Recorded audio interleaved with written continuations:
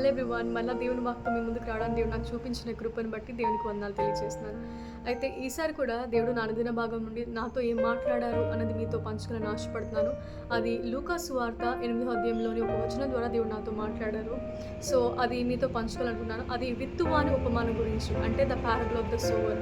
ఇది మనకి చాలా బాగా తెలిసిన అంశమే కదా, సేవకుల ద్వారా విన్నాము, మనం చదువుకున్నాము, సండే స్కూల్లో విన్నాము. We are so familiar with this topic. అయితే ఇందులో 14వ వచనం ద్వారా దేవుడు నాతో మాట్లాడారు. అది విత్తనము ముళ్ళ పొదలో వేయబడినప్పుడు ఉండే సందర్భం అనమాట. ఇదే వచనాన్ని మత్తయి అలాగే మార్కు సువార్తలో చదివినప్పుడు నాకేమి అటువంటి ఎంఫసిస్ లేదు, అంటే ఇది దేవుడు నాతో స్పెసిఫిక్గా మాట్లాడుతున్నారు అన్నట్టు నాకేం అనిపించలేదు. కానీ లూకా సువార్తలో ఆ అంశాన్ని నేను చదివినప్పుడు, ఆ వచనం నేను చదివినప్పుడు God is speaking to me something through this, God is telling me something అని నాకు అర్థమైంది. సో అది దేవుడు నాతో ఏం చెప్పారు ఈ వచనం ద్వారా అని మీతో చెప్పే ముందుగా మత్తయి మార్కులో అదే కాంటెక్స్ట్ ఉన్న వచనాలను మనం ఒకసారి పరిశీలన చేద్దాము. మత్తయి సువార్త 13వ అధ్యాయము 22వ వచనాన్ని మనం జ్ఞాపకం చదువుకుందాము. ముండ్ల పొదల్లో విత్తిబడిన వాడు వాక్యము వినువాడే గాని అహిక విచారమును ధనమోహమును ఆ వాక్యమును అణిచివేను గనుక వాడు నిష్ఫలుడవును. అలాగే మార్కు సువార్త 4వ అధ్యాయము 18-19 వచనాలు చూద్దాము. ఇతరులు ముండ్ల పొదలలో విత్తబడిన వారు, వీరు వాక్యము విందురు గాని అహిక విచారములను ధనమోసమును మరి ఇతరమైన అపేక్షలను లోపల చొచ్చి వాక్యమును అణిచివేయట వలన అది నిష్ఫలమగును. ఇక్కడ మత్తయి మార్కు సువార్తలో ఒక పదం కామన్గా ఉంది. ఏంటిది? నిష్ఫలం అనే పదం కదా. అలాగే లూకా సువార్త కూడా ఒకసారి చదువుదాము. 8వ అధ్యాయము 14వ వచనము. ముండ్ల పొదల్లో పడిన విత్తనము పోలిన వారెవరనగా వీరు కాలము గడిచిన కొలది ఈ జీవ సంబంధమైన విచారముల చేతను ధనభోగముల చేతను అణిచివేయబడి పరిపక్వముగా ఫలింపనివారు. ఇక్కడ పరిపక్వముగా ఫలింపనివారు అని రాయబడింది. కానీ మత్తయి మార్కులో మాత్రము నిష్ఫలము అని రాయబడింది. నిష్ఫలము అంటే ఏంటి? అది ఎప్పుడు వాడతాం ఆ పదము? ఎప్పుడైతే ఫలం లేదు అంటే, అక్కడ ఫలం లేదు కాబట్టి ఫ్రూట్లెస్. ఇంగ్లీష్లో ఏమని రాయబడింది అంటే అన్ఫ్రూట్ఫుల్. అక్కడ ఫలం లేదు కాబట్టి నిష్ఫలం అని రాశారు. కానీ ఇక్కడ లూకా సువార్తలో పరిపక్వముగా ఫలింపనివారు అంటే పరిపక్వత లేదు అని చెప్తున్నారు. పరిపక్వం అనే పదం ఎప్పుడు వాడతాము? ఒకవేళ అక్కడ ఒక ఫలం ఉంటే అది పరిపక్వం చెందిందా లేదా అని ఆ ఫలాన్ని బట్టి చెప్తాం. అంటే అక్కడ ఫలం ఉంది కాబట్టి ఆ వర్డ్ యూస్ చేశారు కదా. సో ఇది నాకు చదువుతున్నప్పుడు నాకు అరైజ్ అయిన క్వశ్చన్ ఏంటంటే, do we suppose that eating fruits are bearing fruits is just enough? అంటే ఫలిస్తే సరిపోతుందా? మనము సేవకులు చెప్తే వింటూ ఉంటాం కదా, వాక్యంలో ఫలించాలి ఫలించాలి ఫలించాలని చెప్తారు. అవును, యోహాను సువార్తలో కూడా దేవుడు మనతో మాట్లాడారు. ఏమని? We are called and chosen and set apart to bear fruits అని. అంటే మనము ఏర్పరచబడిన వారమంట. ఎందుకు? మనం ఫలించాలని కదా. దేవుడు మనల్ని వేరు చేశారంట లోకం నుంచి మనం ఫలించాలని. సో ఫలించాలంటున్నారు. మరి లూకా సువార్తలో ఈ 8వ అధ్యాయంలో ఈ 4వ వచనము ఫలం ఉందని చెప్తున్నారు. కానీ ఎందుకు దేవుడు దాన్ని ఒక మాదిరికరమైన అంశంగా తీసుకోలేదు? ఈ లూకా సువార్త ఈ ఉపమానం మనం చూసినప్పుడు దేవుడు 4 కేసెస్ చెప్పారు కదా. ఒకటి వే సైడ్ అంటే త్రోవ పక్కన పడిన విత్తనాలు. రెండవది ముండ్ల పొదల్లో పడిన రాతి నేల పడిన విత్తనాలు. మూడవది తాని గ్రౌండ్ అంటే ముళ్ళ పొదల్లో పడిన విత్తనాలు. 4 మంచి నేల. అయితే ఈ 3 అంశాలు ఏదైతే ఉన్నాయో అవి ఏమి మాదిరికరంగా లేవు, ఇది అనుసరించాలి అన్నట్టుగా దేవుడు చెప్పలేదు. కానీ 4వది మాత్రమే చెప్పారు. సో 3 దాంట్లో ఫలం ఉంది కదా, ఫలం ఉంది. దేవుడు ఫలించాలని చెప్పారు, ఫలం ఉంది కదా. అయినా ఎందుకు అది ఒక సక్సెస్ఫుల్ స్టేట్గా లేదు? ఇది మాదిరికరమైన అంశంగా ఎందుకు లేదు అని మనం ప్రశ్న చేస్తే, మనం ఈ వాక్యంలోని ఈ అధ్యాయము 8వ అధ్యాయంలోని 14వ వచనం మనం గమనించినట్లయితే ఇంగ్లీష్లో ఏముందంటే bring no fruit to maturity అని ఉంది. తెలుగులో ఏమనుందంటే పరిపక్వముగా ఫలింపని వారు అని ఉంది. అంటే అక్కడ పరిపక్వత లేదంట ఆ ఫలానికి.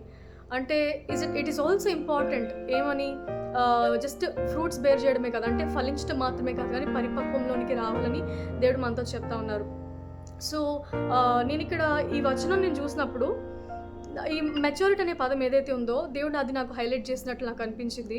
సో మెచ్యూరిటీ అనేది చాలా కేసెస్లో ఉపయోగిస్తాం కదా, మనుషులకి, యానిమల్స్కి, ఫ్రూట్స్కి, రకరకాల కేసెస్లో ఉపయోగిస్తాం. ఇది ఫ్రూట్స్ కొరకు వాడబడింది కాబట్టి ఈ మెచ్యూరిటీ అనే పదానికి జనరల్ మీనింగ్ ఏంటి ఈ ఫ్రూట్స్ విషయంలో నేను చూశాను. అయితే వారు ఒక మీనింగ్ దానికి కొంచెం అర్థం చెప్పారు. I want to tell it to you. అది మనందరికీ తెలిసిందే, బట్ చిన్న ఇన్ఫర్మేషన్ మీతో చెప్తాను. ఏంటంటే అది ఫుల్లీ డెవలప్డ్ అనమాట. అంటే అది కంప్లీట్గా డెవలప్ అయిన స్టేట్. అలాగే అది కోతకు సిద్ధంగా ఉందంట. అంటే అది పిక్ చేసుకోవడానికి సిద్ధంగా ఉందని అర్థం.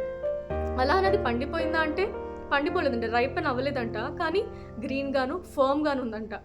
సో అది ఆ మెచ్యూరిటీ స్టేట్కి వచ్చిన తర్వాత ఆ చెట్టుకుంటుంది కదా కాయ లేదా పండు, అది చెట్టుకున్నా అది పండుతుంది, అది చెట్టు నుంచి వేరు చేసినా కూడా అది రైపన్ అవుతుంది. ఆ స్టేట్ని మనము మెచ్యూరిటీ అంటాం.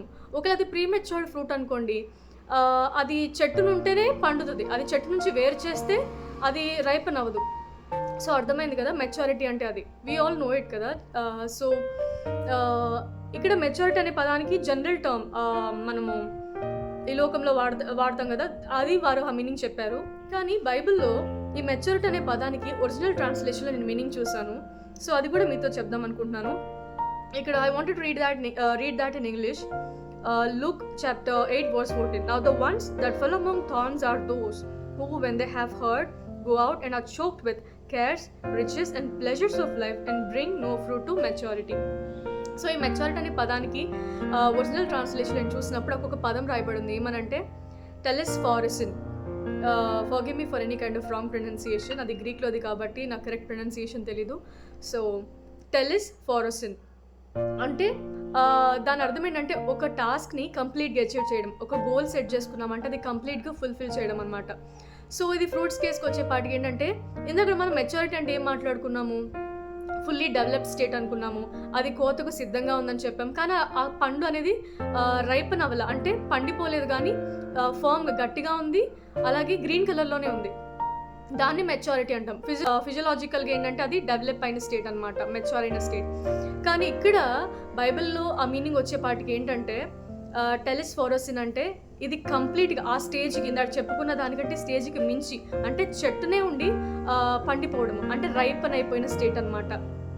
ఫర్ ఎగ్జాంపుల్ మన డైలీ లైఫ్లో మనం చూసుకున్నట్లయితే ఇది మన చెట్టునే ఉండే కాయని వేరు చేసేసి పండబెడితే ఎట్లుంటుంది, అంత రుచిగా ఉండదు కదా. కానీ అది చెట్టునే పండనిస్తే అది చాలా టేస్టీగా రుచిగా ఉంటుంది కదా. ఇక్కడ బైబిల్లో చెప్పబడిన మాట కూడా మెచ్యూరిటీ అనే పదానికి అర్థం అదే, అంటే చెట్టునే ఉండి పరిపక్వంలోనికి రావడం, అంటే రైపన్ అయిపోవడం అనమాట. సో ఇక్కడ మనకి దీని ద్వారా దేవుడు ఏం చెప్తున్నారంటే, మనము ఫలించాలి అంటే ఫలిస్తే సరిపోదంట, కానీ అది పరిపక్వంలోనికి రావాలంట. ఒకవేళ పరిపక్వంలోకి రాకుండా ప్రీ మెచ్యూర్డ్ ఫ్రూట్గా ఉంటే అది ఎలా ఉంటుంది, అది కైండ్ ఆఫ్ ఫ్రూట్ని బట్టి, అంటే అది ఏ టైప్ ఆఫ్ ఫ్రూట్, ఆ ఫ్రూట్ని బట్టి అది ప్రీ మెచ్యూర్డ్గా ఉంటే, అంటే పెద్దగా ఉంటే, ఇంకా పరిపక్వంలోనికి రాకపోతే అది ఏదర్ వగరుగా కానీ పులుపుగా కానీ ఉంటుంది కదా. సో అది తినడానికి రుచిగా ఉండదు, యోగ్యంగా ఉండదు. కానీ అదే పండు చెట్టుకుండి పరిపక్వంలోనికి వస్తే, బిబ్లికల్ మీనింగ్ ప్రకారంగా పరిపక్వంలోనికి వస్తే, మెచ్యూరిటీలోనికి వస్తే, అంటే కంప్లీట్గా రైపన్ అయిపోతే అది తినడానికి టేస్ట్ఫుల్గా ఉంటుంది, స్వీట్గా ఉంటుంది, సాఫ్ట్గా ఉంటుంది, అండ్ చాలా బాగుంటుంది కదా, తినడానికి యోగ్యంగా ఉంటుంది. సో దేవుడు కూడా మనతో అదే మాట్లాడుతున్నారు.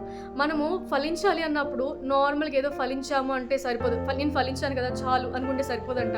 కానీ ఆ ఫలం అనేది పరిపక్వంలోనికి వస్తేనే అదొక సక్సెస్ఫుల్ స్టేట్ అంట. ఇక్కడ ఈ ఉపమానంలో కూడా దేవుడు ముండ్ల పొదల్లో అది విత్తనం వేయబడినప్పుడు మొలిచింది, ఎదిగింది, ఫలించింది. కానీ ఆ ఫలము ఫలించినప్పటికీ అది అహిక విచారాలను బట్టి ఏమన్నా అణచివేయబడిందంట, పరిపక్వంలోనికి రాలేదని అదొక ఫెయిల్యూర్ స్టేట్గా దేవుడు కన్సిడర్ చేశారు. సో ఫలం ఉందని సరిపెట్టుకోకూడదు, కానీ మనము ఫలించిన తర్వాత అది మెచ్యూరిటీ స్టేట్లోనికి వచ్చే వరకు కూడా మనం ఆ ఫలాన్ని కాచుకోవాలన్నమాట. So that is what God spoke to me. మనం ఫలించాము అంటే we have to bring that fruit into maturity with patience. మన ఆధ్యాత్మిక జీవితంలో కూడా మనం ఫలించిన ఫలము పరిపక్వంలోనికి రావాలని దేవుడు ఉపమానం ద్వారా మనతో చెప్తున్నారు. సో ఫలించడం మాత్రమే కాదు, కానీ పరిపక్వంలోనికి రావడానికి మనము ప్రయాసపడతాం. So this is what God taught me. ఇది దేవుడు నాకు నేర్పించారనమాట ఈ ఉపమానం నుండి. So if that speaks to you, share it with your friends and family. That's it all for today's video. See you again with the word of God. Bye.